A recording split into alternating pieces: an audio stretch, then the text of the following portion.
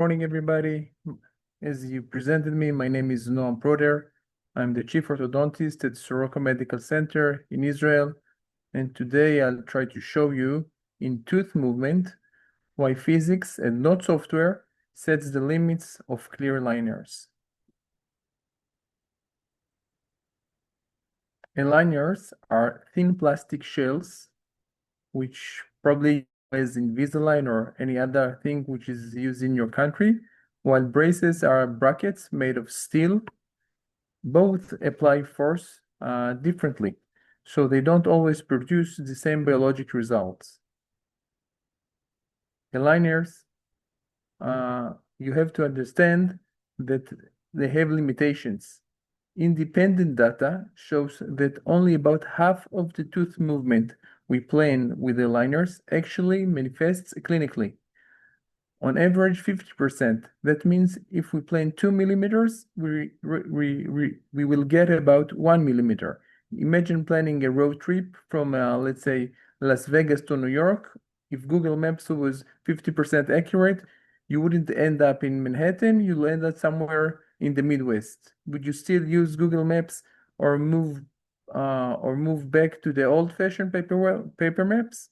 I guess you wouldn't use Google Maps with 50% accuracy. So why still people choose clear liners? Because they look great. Their appearance is great. They enable you to keep your teeth clean. And of course, they are market forces. It is a very big business with a lot of money that influence clinicians and patients. Above on that, digital platforms supercharge communication and case acceptance that comfort can make us forget the underlying mechanics. But as I see it, the number one reason for rapid adoption of clear aligners technology, even ahead of hard science evidence, has to do with the power of animation. Have you ever asked yourself if the star of the star character of the wonderful movie series The Ice Age is real? What is his name? When was it extinct?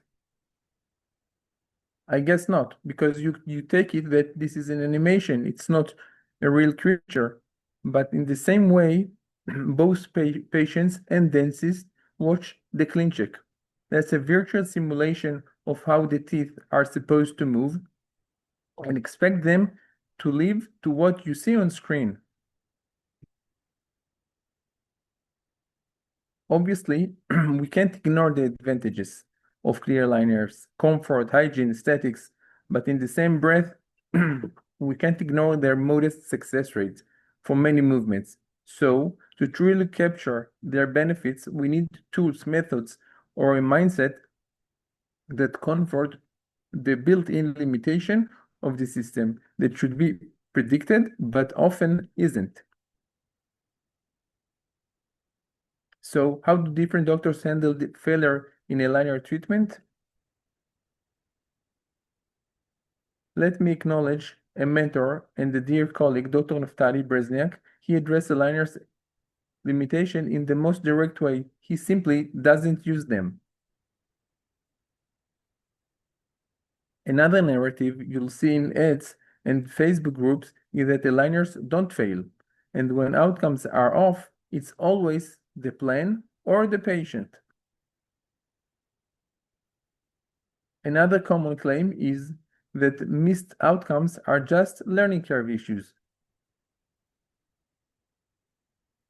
But in medicine, we live by see one, do one, teach one.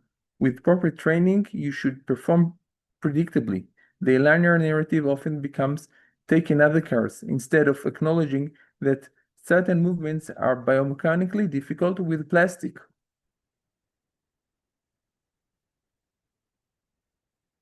Here's how I deal with the failure before it happens. First, I assume limits and predict where plastic will underperform. Second, I choose case accordingly.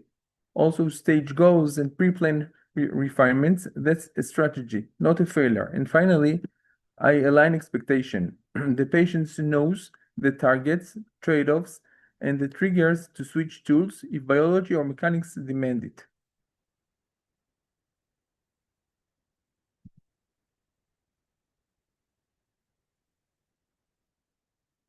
To demonstrate, explain, and predict the alignment, I've outlined the major orthodontic tooth movements, but today we'll refer to only two of them.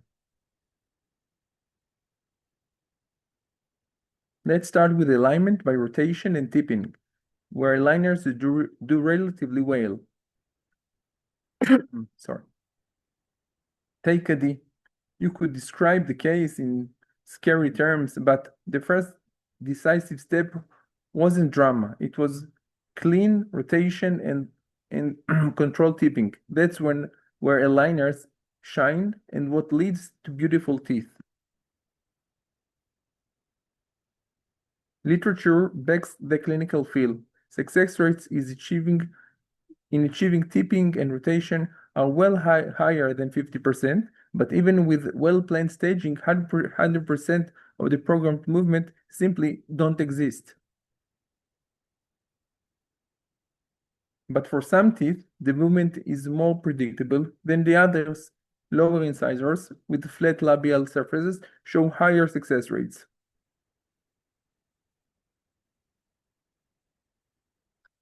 Now the hard one, extractions. I expect the aligners to perform as well as fixed appliances.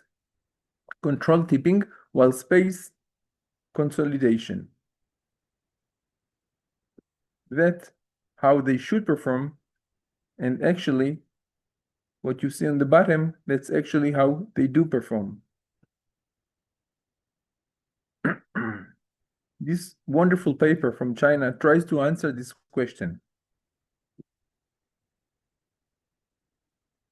This firm asked a simple question. When aligners start closing an extraction space, what actually happens to the teeth? Teeth tipped into the space. Classic aligner behavior without a stable couple. That's the time to look into and understand the difference between fixed appliances and clear aligners. Although I find it easiest to explain through extraction cases, the same principle applies to all orthodontic movements. Let's start with fixed appliances, aka brackets.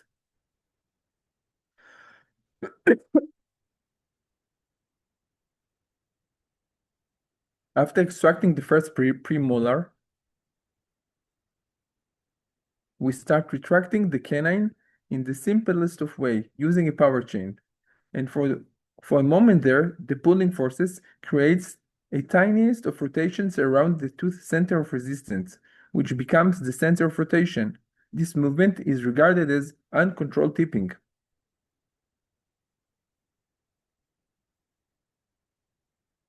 But right after this tiniest of movements, the magic of fixed appliances begins.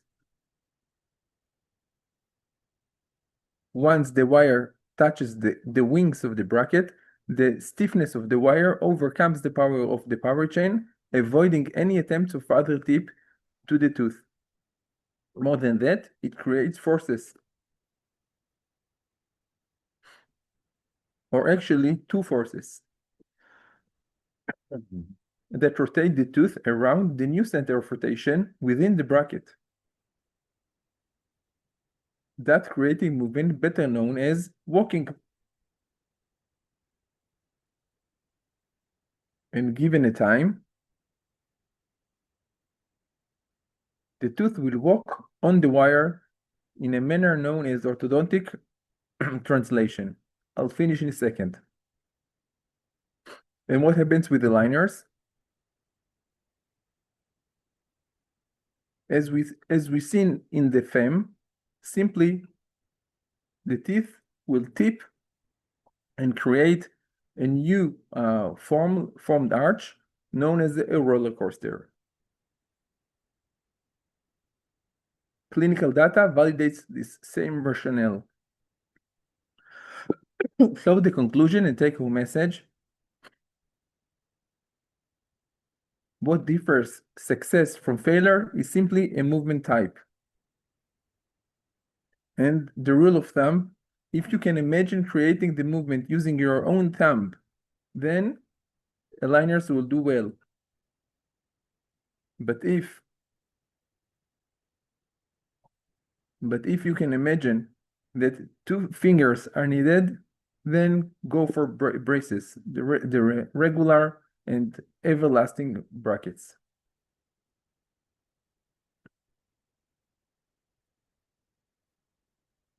Thank you. That's it.